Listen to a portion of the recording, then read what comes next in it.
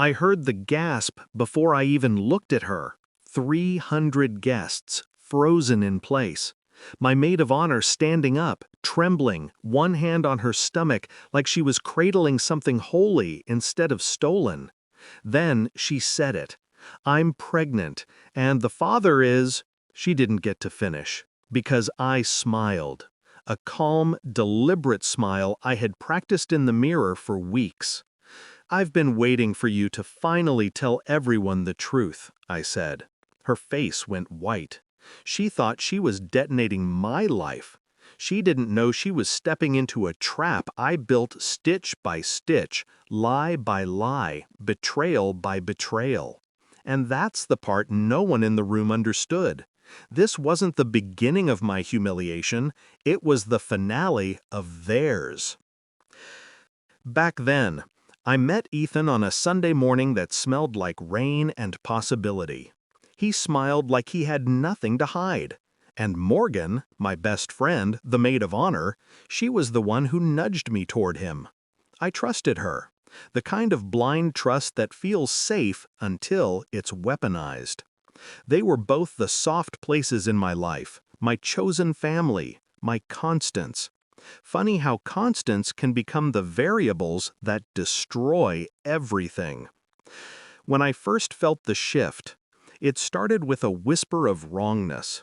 Missed calls Ethan couldn't explain.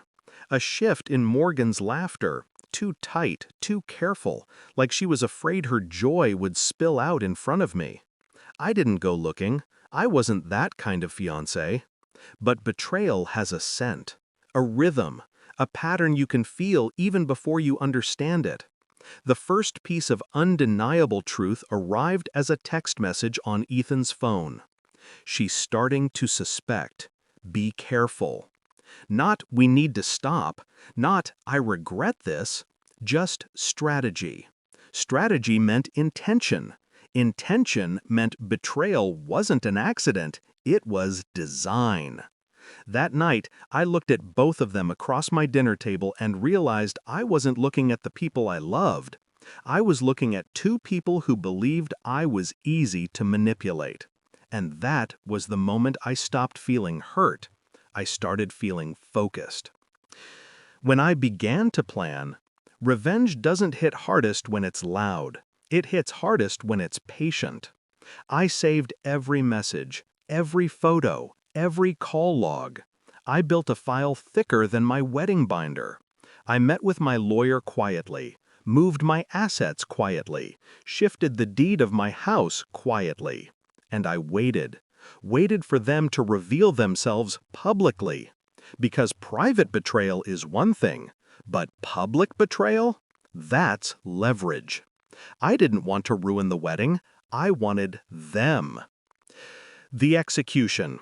2 weeks before the ceremony, I changed the beneficiary of Ethan's life insurance from him to me. Not out of malice, just precaution. I removed his access to my accounts, froze the joint credit card, canceled the honeymoon. I printed copies of their messages and sealed them in envelopes, each one labeled with the name of someone who needed to know. His parents, her parents, our friends, our pastor, my bridesmaids.